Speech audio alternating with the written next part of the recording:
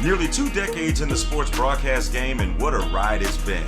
Interviews with the 42nd President Bill Clinton, to Lakers legends Kobe Bryant, and the NBA's all-time leading scorer Kareem Abdul-Jabbar, to name a few. I've been blessed to cover and tell some amazing stories, but there were so many more I didn't get to tell.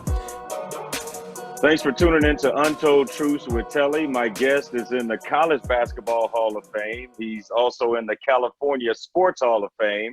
He's a 5-time NBA All-Star and the current Milwaukee Bucks color analyst. He has a bunch of other things, but I got to cut the list off there. It's Marques Johnson. Marques, thanks for joining us, and going to get right into it. In the wake of all the civil unrest around the world that's going on right now, and you having lived through the 1965 Watts riots, the 1992 LA Rodney King riots, why do you think there's a feeling that this Black Lives Matter movement is different? Well, Telly, first of all, I'm also in the Wisconsin Hall of Fame. I like to throw that in there. Los Angeles. Well, I told you I had to cut it off, man. Yeah, but I got to give props to the Wisconsin people too. But you're right. You know, living through the Watts riots in 1965, I was 9 years old. Living deep in the heart of South Central. James Lofton was a playmate of mine. We went to the same elementary school together. And I lived in this area from the time I was about 5 or 6 years old until 11. And so the Watts riots, my point is, so they had National Guardsmen, riflemen who were perched atop the auditorium of the elementary school in the neighborhood. You know, so it was a real disturbing time for someone 9 years old. Fast forward to 92 and the Rodney King verdicts were read. That was a different scenario, just being older for myself. I remember that the Clippers were playing the Utah Jazz in the playoffs, and they were really concerned about playing at the sports arena, which is right in the heart of South Central, right near USC. And so they moved those games to Orange County. I think Bill Walton was supposed to do the color commentating, but didn't want to come to LA at that point. So they called me up at the last minute to work with Ralph Lawler. So that was a disturbing time also. I was living in Bel Air in 1992. And I remember feeling really safe in Bel Air, you know, living, Harvey Korman is a neighbor, and you know, and Jacqueline Smith is a neighbor, and living that life. But then watching the news, they started talking about that there were some stores in Westwood, you know, right down the hill that was being looted. And so that was a little bit alarming at that point. This situation for me is different because of the diversity of people who are involved. I mean, you look on the TV screen, and it's white people, it's brown people, it's Asians. I mean, it's just a rainbow coalition, as Jesse Jackson used to love to say, a rainbow coalition of people who are trying to, you know, be the catalyst for change.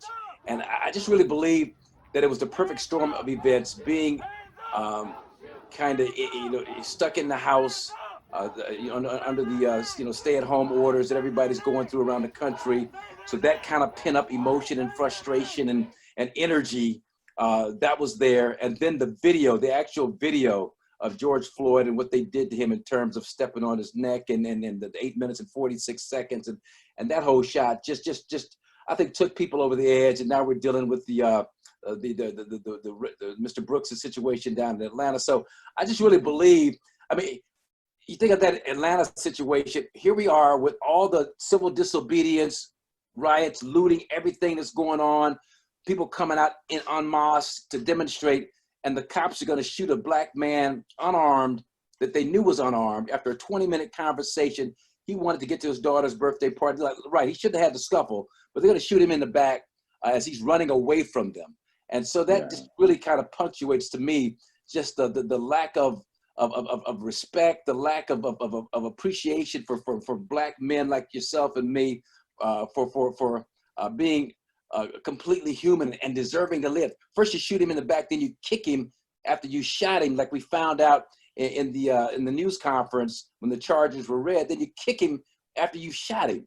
And so to me, that energy coupled with everything else that's going on, the pandemic and everything else that's going on, I just think it's a perfect storm of events that is bringing out people that I would never, ever expect to support Black Lives Matter. They're supporting this movement. And that's why I think this will be something different that's going to lead to some changes, some real changes in terms of policing and community relations with police.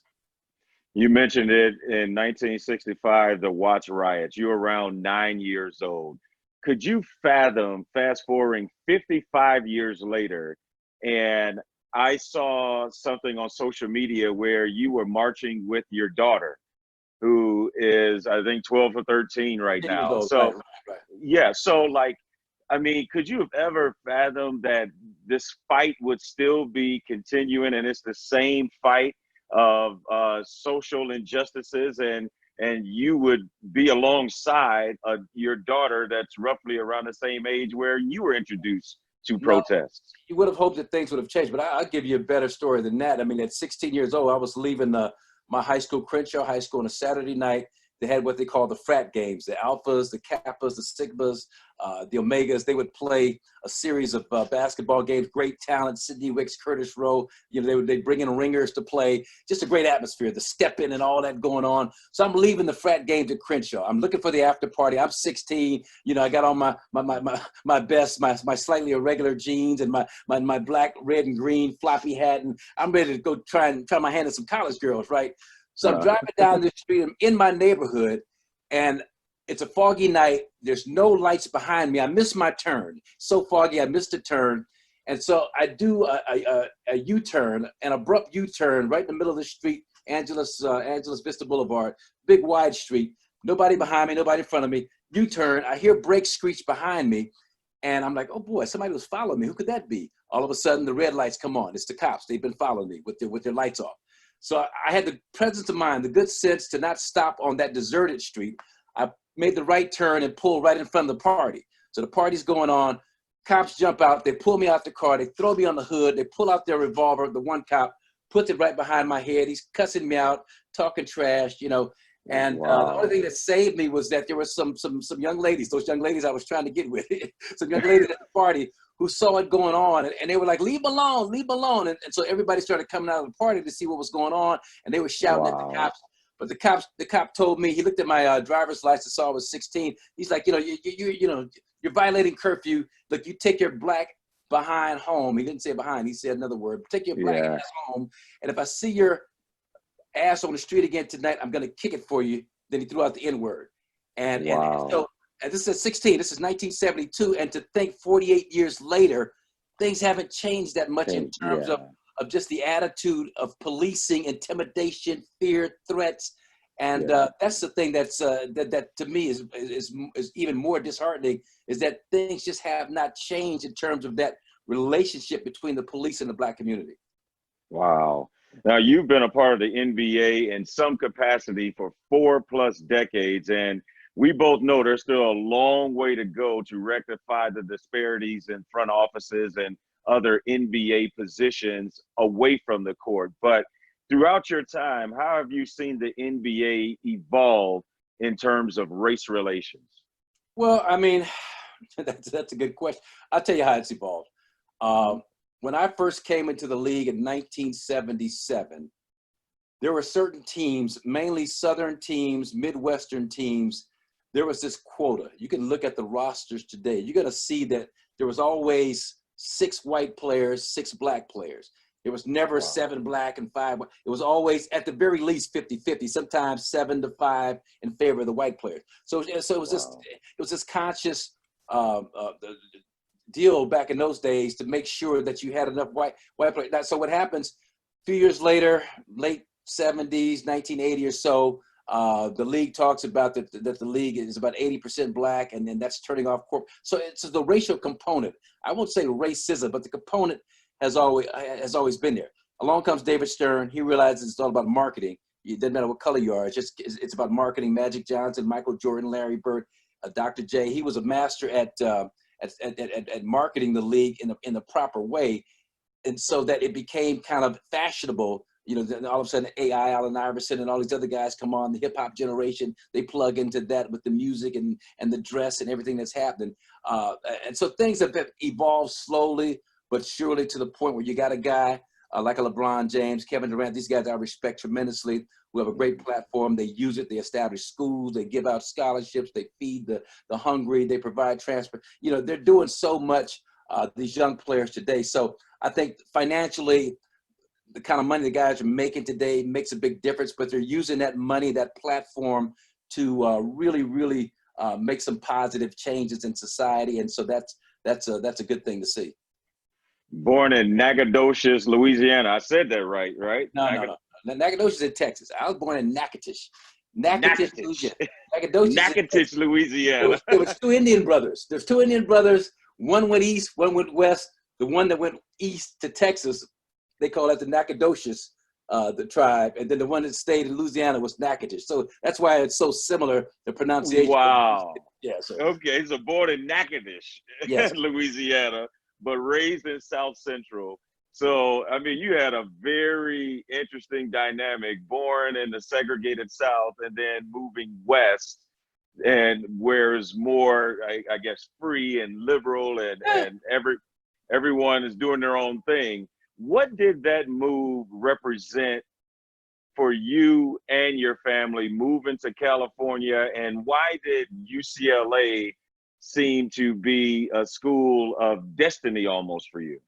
Well, and I'll tell you this much, though, and this is what a lot of people from the South always say, that the South, the racism was more upfront. It was more out there. It wasn't hidden and behind the scenes.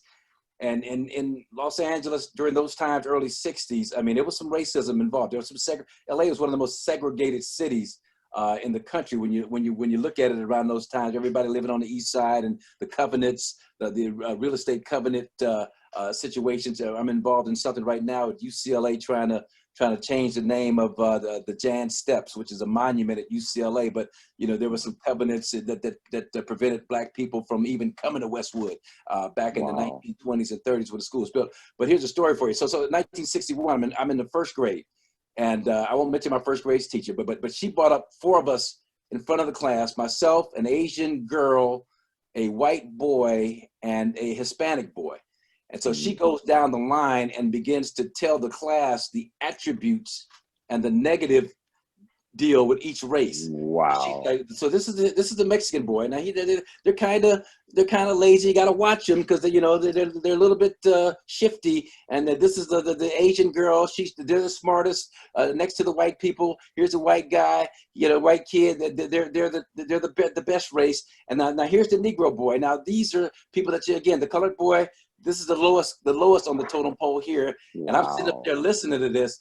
So I go home and I tell my mother what my first grade teacher had said. And my mother, she's a fiery type of a woman, 93 years old, still opinionated. But she went up to that school and cussed that first grade teacher out like you would never believe in your life. But that was kind of the types of things that Los Angeles had in store. So it wasn't, you think of liberal, you think of the West, and all that, but it wasn't any kind of a panacea in terms of race relations. And the LAPD in those days, the Watts riots being an example, they were like an occupation army. I think it was Chief Parker, whoever was running the police department. They would get Southern white guys who had a lot of animosity against people of color and put them in the heart of South Central to be the policing agent for South Central. So already you had this dynamic of animosity and friction, and that's what the police department felt was the best way to police that neighborhood. So yeah, I mean, LA was great. Now UCLA, you asked about that. My mother, in those days in Natchitoches, Louisiana, they got papers, the Chicago Defender, the Pittsburgh Courier, were the Black periodicals that they would get. And so they were up on Ralph Bunche being a Nobel Prize winner from UCLA, Jackie Robinson, integrating Major League Baseball from UCLA. So they always felt that UCLA represented not only a quality education, but just an opportunity, just in terms of opportunities for blacks at that time. So even before the John Wooden dynasty had really got underway in the early 60s, my mom and dad had always wanted me to go to UCLA. One of the reasons they moved to California was for all of us to go to UC campuses. 5 kids, 4 sisters, and me. All 5 of us graduated from one of the UC system schools, either UC Santa Barbara or UCLA. So their dream was fulfilled.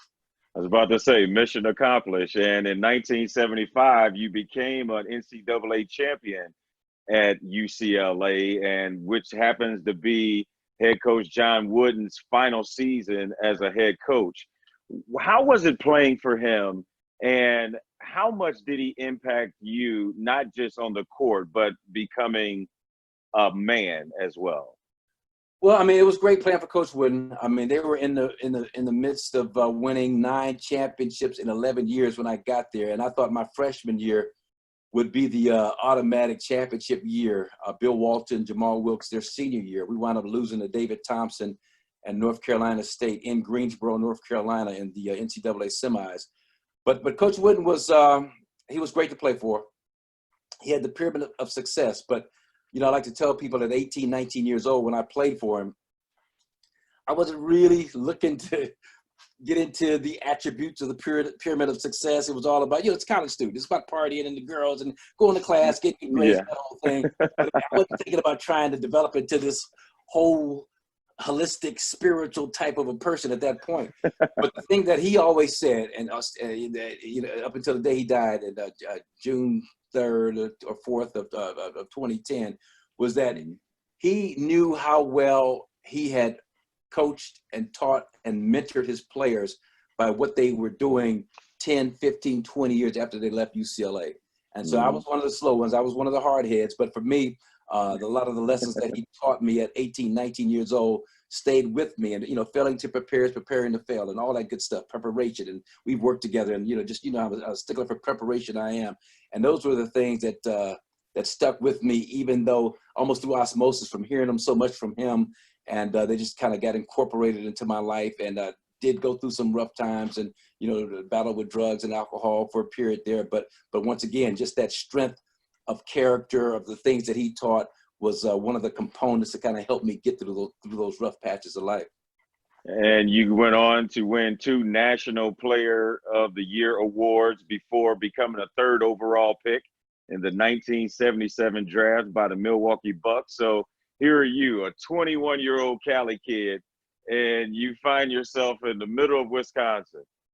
What's your first thoughts when you come to America's heartland as a 21-year-old?